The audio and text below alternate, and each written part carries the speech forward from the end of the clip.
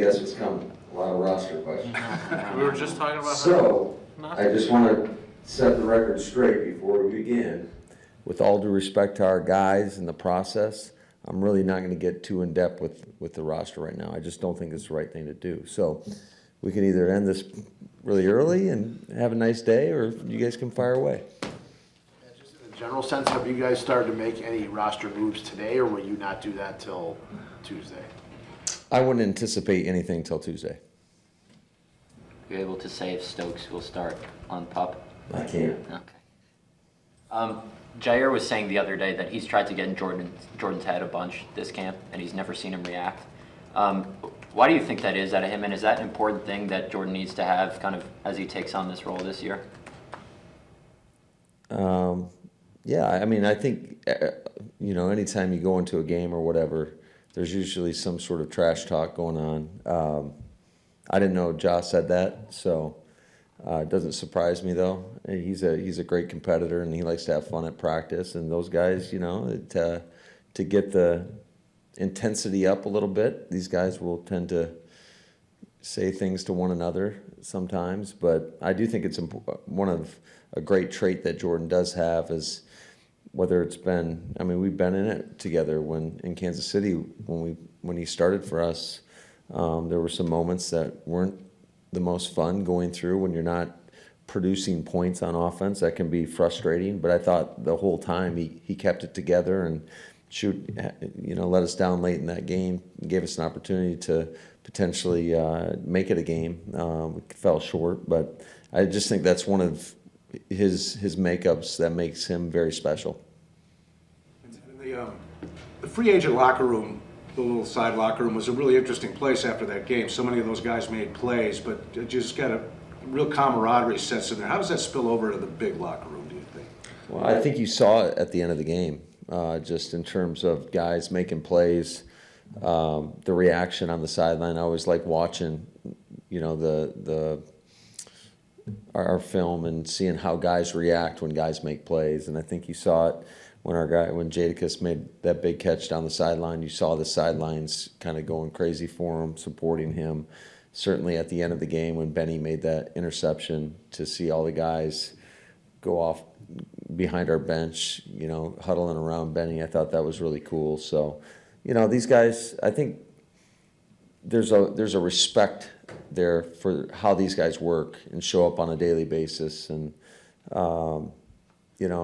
quite frankly, those guys have earned that respect by how they practice, by the teammates that they are. And I think, we've got a really good locker room. And, this is always a tough time of the year. It really is.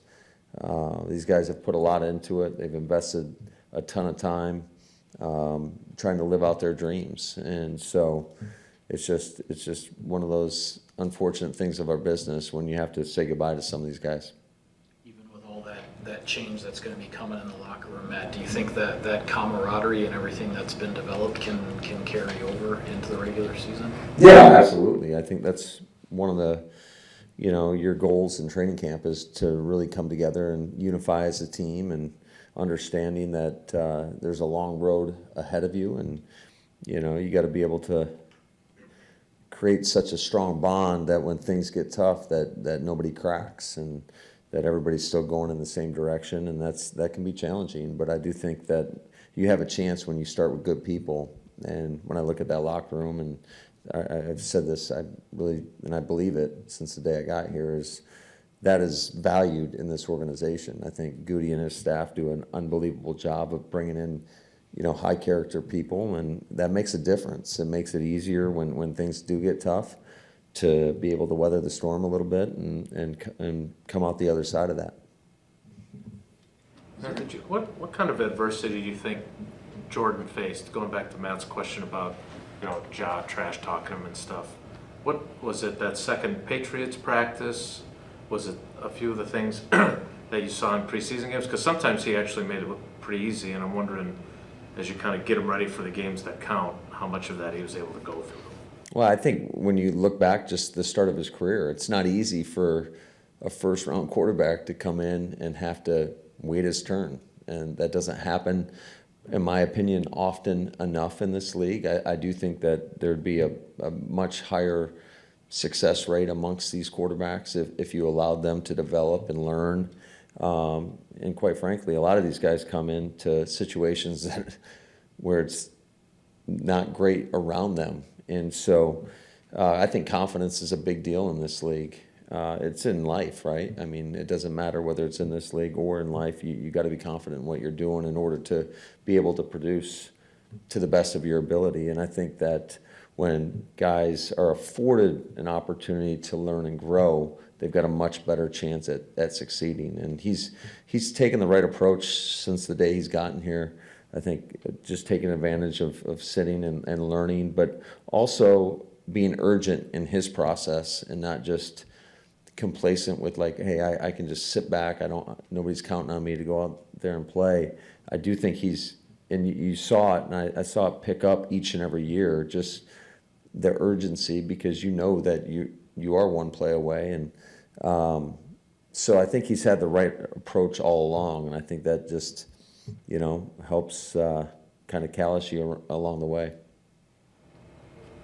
Do you think there's a difference in the way that A.J. Dillon is running the ball this year compared to last? I don't know what you're getting at.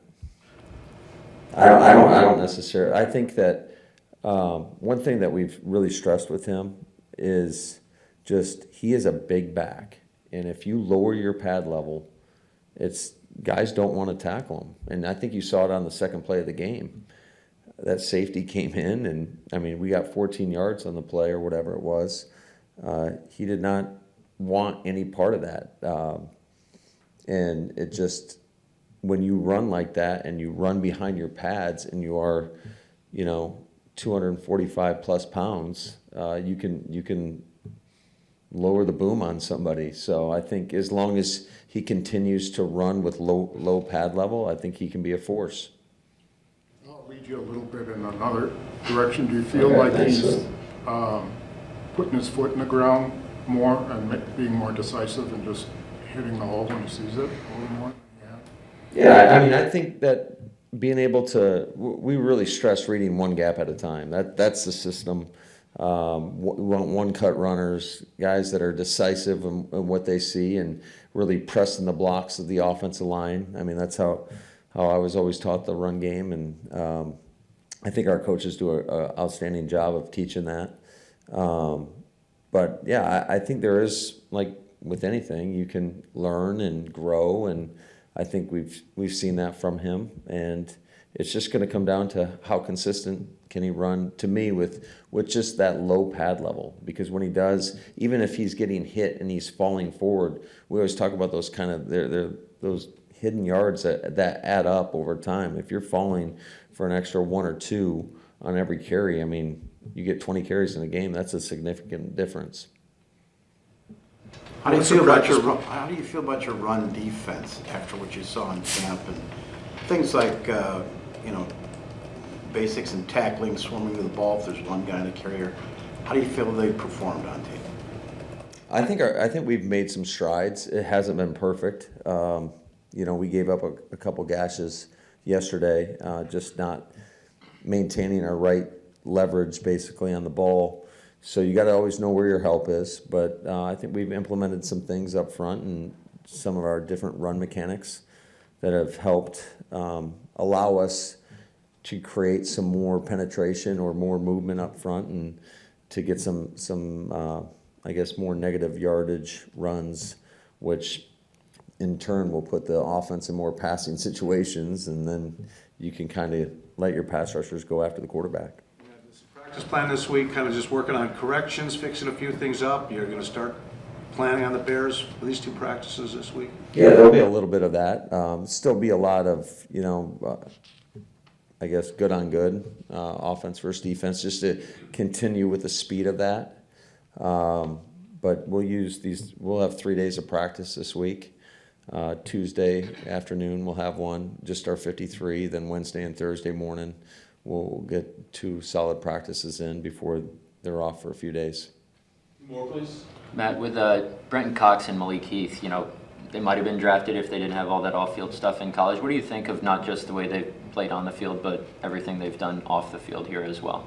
Yeah, they've been outstanding for us. I think it was well communicated just what the expectations are here, and they've embraced that and have been key contributors to our locker room, and not only just by their play on the field, but I think they work hard in practice.